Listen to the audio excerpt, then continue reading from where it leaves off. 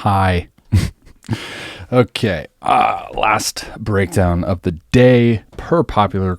Wow. Words are fun. Per popular request. And rightfully so. Corbin Burns. Holy smokes, dude. He's killing it.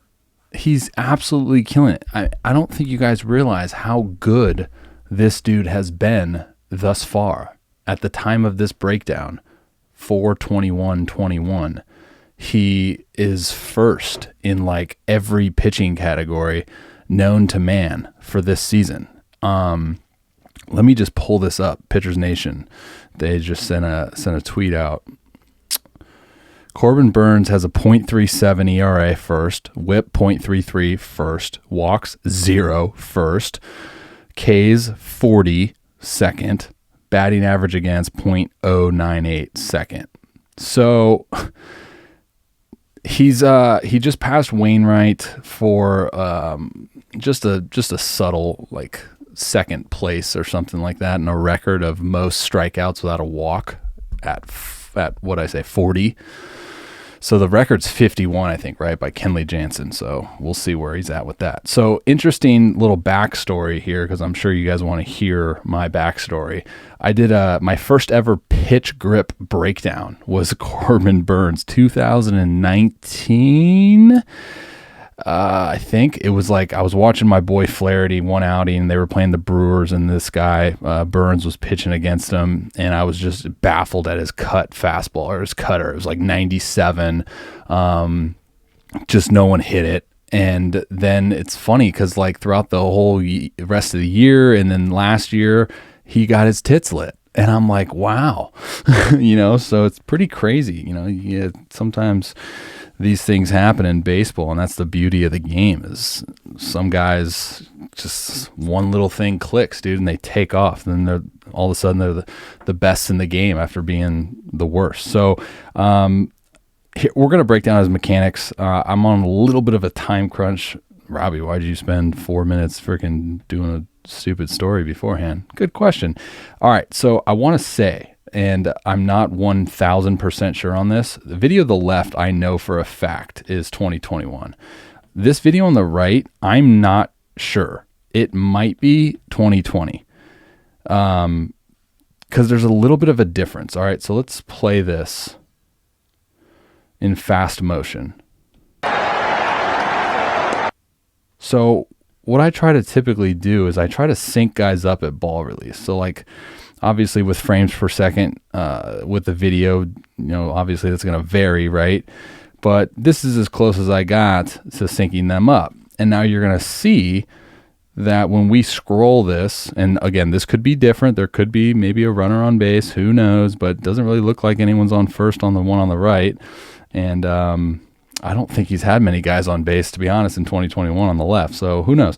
But here on the right, you're going to notice that it takes a lot more time to deliver the throw.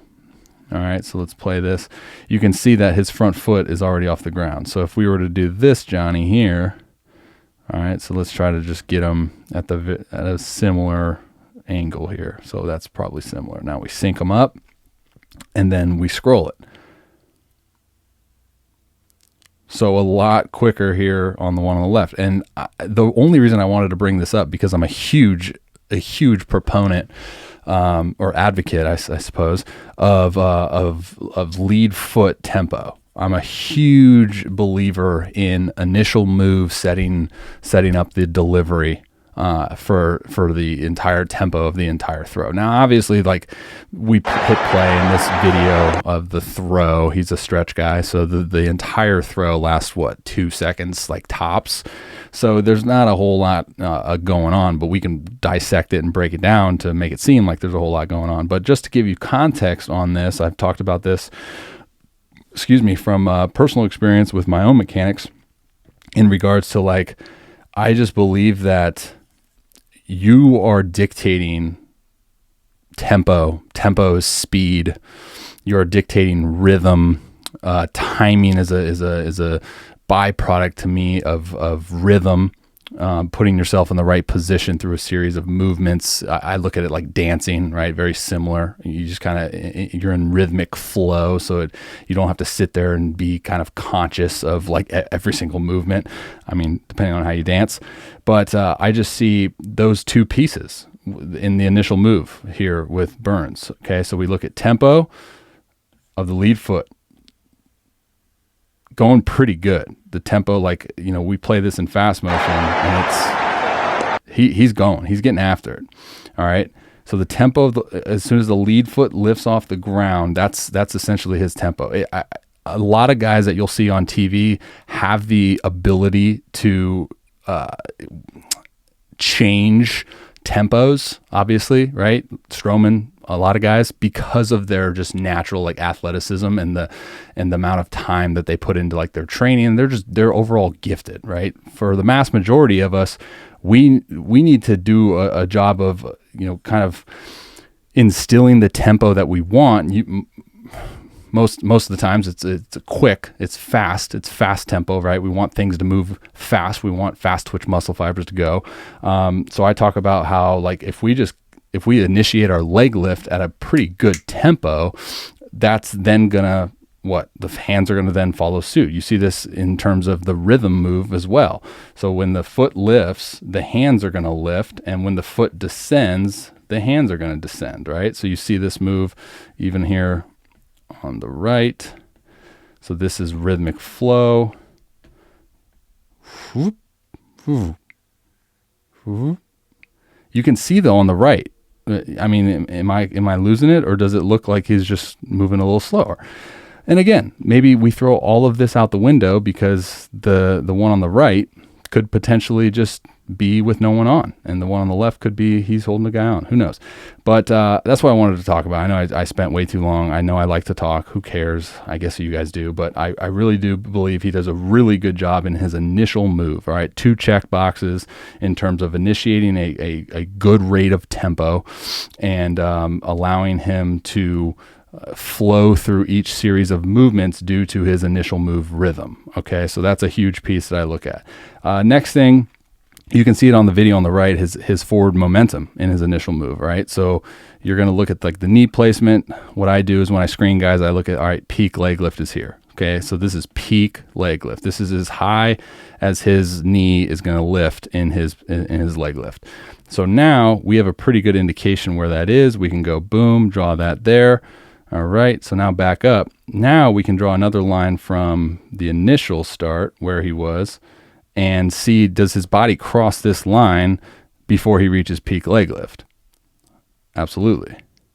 So this move in particular, obviously individual dependent, right? Because you're essentially aiding in your acceleration down the slope, but initial move forward momentum is going to allow your body, again, it goes back to the tempo of the overall, throw. So it's going to allow your body to understand like, all right, we're getting going down this thing and we're going to be accelerating, which is going to then initiate probably earlier rotation of the lower half, which is what you want.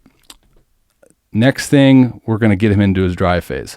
Another reason, and I know these video angles are off, another reason why I think that video on the right might be different in terms of the year is because I think here on the left, if you just look at the drive leg, again, the video angle is different, I'm aware, but the video on the right, his drive leg's leaking, that knee. He does a really good job here in the middle of his drive phase to really kind of corkscrew that rear hip there.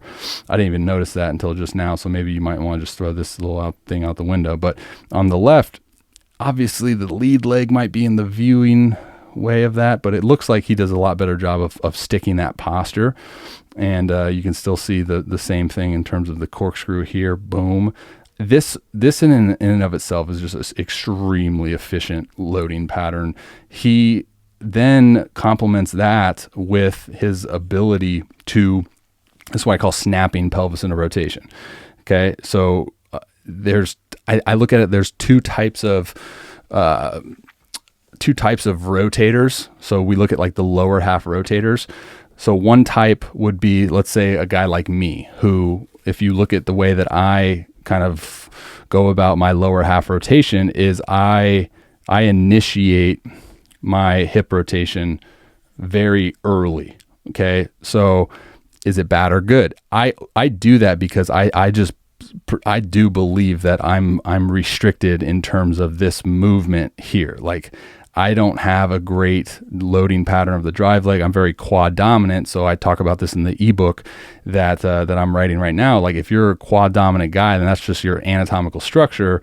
Then you do have to kind of initiate this rotation of your lower half earlier to create that segmentation. All right. So with Burns, you can see he's such a good job of really loading up into his glute. And now as he descends, I mean, watch how long his entire foot stays connected to the ground. And then boom, last second, I mean, we're talking 4 or 5 frames before anchor point, he goes from connectivity to the ground, full foot, to then wham, we look at him here, wham, to now you have all of this segmentation and stretch. You know, that's freaking impressive, dude. Like, it's so cool looking at guys that throw it at high power output and just seeing how they move and just seeing like, all right, well, that makes sense. You know, having this ability, this stuff is impressive. So it snaps pelvis into rotation. So what it does, I mean, you're just building up rotational energy as you approach front foot strike, and then literally a frame or 2 before front foot strike, you snap that in session with your arm retracting, right? So it's like what I talk about with retract and rotate. So now you have all of this built up energy, you anchor down, you just release that, dude. And it's like, freaking A, let's go.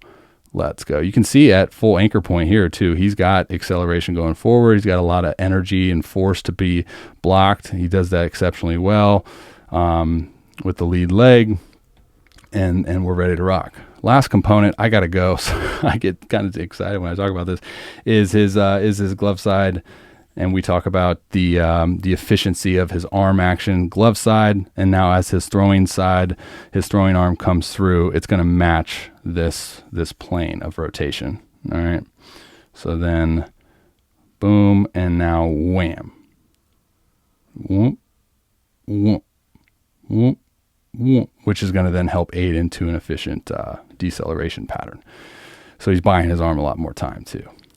But yeah, I did actually want to do a video. These are the only 2 videos I have of him in his delivery. I wanted to do a video of like his mechanical differences, but as I mentioned multiple times, I can't tell if this video here on the right is 2020 or 2021, but what are you going to do? I got to go, guys. Much love. God bless. Enjoy the rest of your day. And until next time, comment who you want me to break down, and we'll get to it.